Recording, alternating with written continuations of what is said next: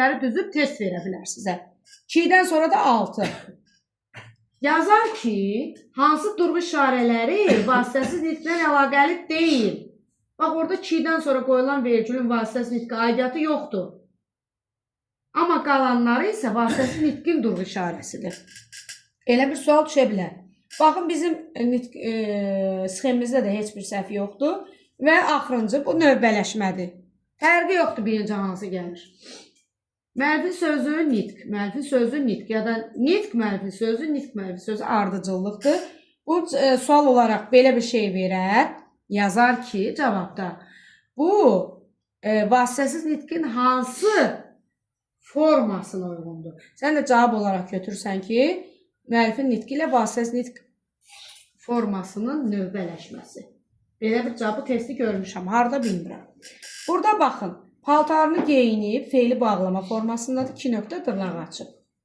Dırnaqla tirə yanaşı gələnməz. Mən gec gələcəm. Vergül tirə dedi, vergül tirə. Gördünüz? Bu dedi, deyib də ola bilər.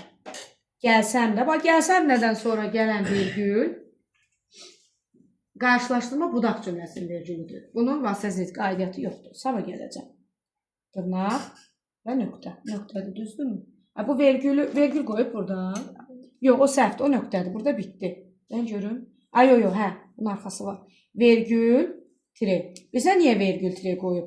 Vergül, tire ona görə qoyub ki, bunun davamı var. Bu ələmdə adam adıdır, ona görə böyünəndir. Deməli, burada növbələşir. Müəllifin sözü, vasitəsiz nitq, müəllifin sözü, ora bax. Müəllifin sözü, deməli, vasitəsiz nitq, müəllifin sözü. M. Və yadınıza saxlayın. Birinci M və birinci V hərəsindən birincisi böyünə yazılır. Niyə? Bu cümlənin başıdır. Bu da 2 nöqtədən sonra gəlirdi. 2 nöqtə də nöqtə kimi şeydir də, düzdür? Ondan sonra böyünə yazılmalıdır. Qalanları niyə böyünə yazılsın ki? Vergüldən sonra gəlir, balaca ilə. Ona görə də yadınızda saxlayın. Əgər müəllifin sözündən sonra yenə vasitəsiz nitq gələcəksə və nitqdən sonra yenə müəllifin sözü gələcəksə, mütləq orada vergül tire olur. Ən önəmli ona fikir versin. Amma sizə sual olaraq D variantı var. Ən çox işlənən D-dir. D düşə bilər. Vəssalam, bu qədər.